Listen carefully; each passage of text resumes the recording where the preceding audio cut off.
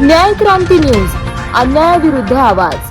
पिंपरी चिंचवड महापालिकेतील कथित 52 कोटींच्या बोगस उपसूचना घोटाळ्याने आता राजकीय वळण घेतलंय। चौकशी समितीचा अहवाल आज सादर झाला नाही तर महापालिका सभागृह चालू देणार नाही असा आक्रमक पवित्रा स्थायी समितीचे सभापती अभिषेक बारणे यांनी घेतलाय। यामुळे आज होणाऱ्या महासभेत जोरदार राडा होण्याची शक्यता निर्माण झाली।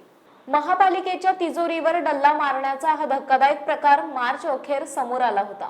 मुख्य लेखा आणि वित्त अधिकारी प्रवीण जैन यांनी 70हून अधिक कामांची 52 कोटींची बिलं कोणत्याही अधिकृत मंजुरीशिवाय परस्पर अदा केल्याचा आरोप आहे।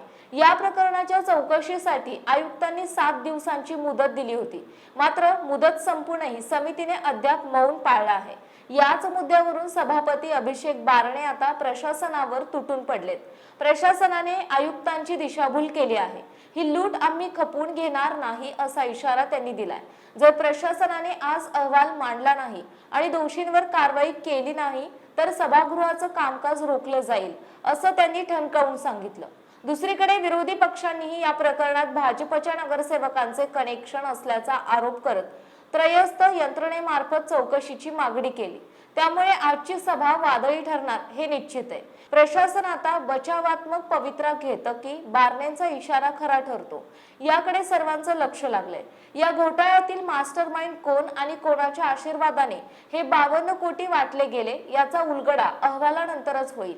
प्रशांत काटे, संपादक, न्याय क्रांती न्यूज, पिंपरी चिंचवड, पुणे। आपल्या परिसरातील बातम्या पाहण्यासाठी चॅनलला सबस्क्राईब करा, व्हिडिओला लाईक करा आणि बेल आयकॉन दाबायला विसरू नका।